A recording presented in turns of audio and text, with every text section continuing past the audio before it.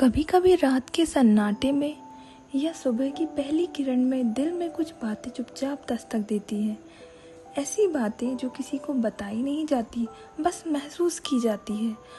हर दिल की कुछ अनकही बातें होती है और मैं उन्हें लफ्ज़ों की ज़ुबानी सुनाती हूँ। मैं हूँ हर्षिता और यह है दिल की कहानी, लफ्ज़ों की ज़ुबानी। माना ज़िंदगी आसान नहीं है, लेकिन मुश्किलें भी अक्सर हमें वो सिखा देती हैं जो किताबें कभी नहीं सिखा पाती। ये कहानी है अरुण की। 40 साल का एक साधारण सा आदमी, ना बहुत अमीर ना बहुत गरीब, बस वही मिडिल क्लास की चुपचाप ज़िंदगी। दिन भर ऑफिस, रात को घर आकर छत पर बैठना और तारों को देखना जैसे कहीं किसी और जगह जाने की सोच हो। एक गुरुवार की शाम ऑफिस से फ़ोन आया, अगले हफ्ते आपका ट्रांसफ़र हो रहा है दूसरे शहर।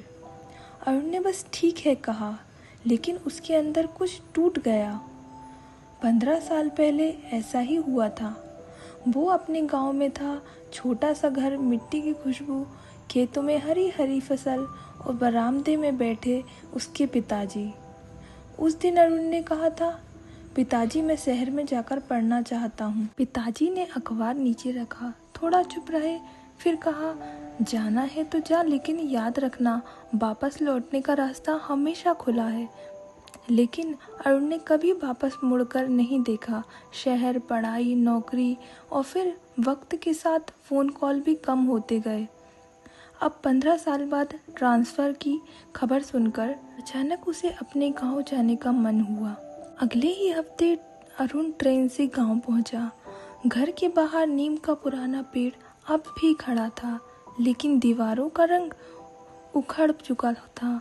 दरवाज़ा खुला, अंदर लकड़ी की कुर्सी पर माँ बैठी थी। चेहरा झुर्रियों से भर चुका था, लेकिन आंखें अब भी उसी इंतज़ार में थी। माँ ने उसे देखा, कुछ नहीं बोली, बस धीरे से उठी और कहा, तू आ गया बेटा।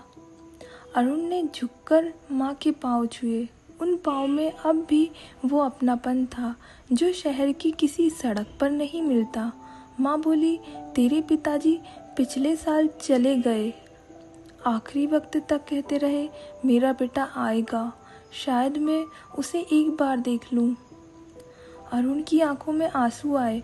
उसे याद आया पिताजी के वो आखिरी शब्द, वापस लौटने का रास्ता हमेशा खुला है, लेकिन उसने बहुत देर कर दी थी। उस रात अरुण नीम के पेड़ के नीचे बैठा रहा। मन में सिर्फ एक नसीहत थी, रिश्तों को वक्त पर निभा लेना चाहिए, क्योंकि एक दिन वक्त ही नहीं बचेगा।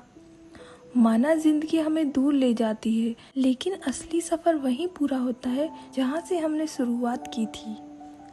मैं हूँ हर्षिता और आपने सुनी दिल की कहानी, लफ्ज़ों की ज़ुबानी। अगर आपको ये कहानी पसंद आई हो तो ज़रूर लाइक, शेयर, सब्सक्राइब करें। Thank you.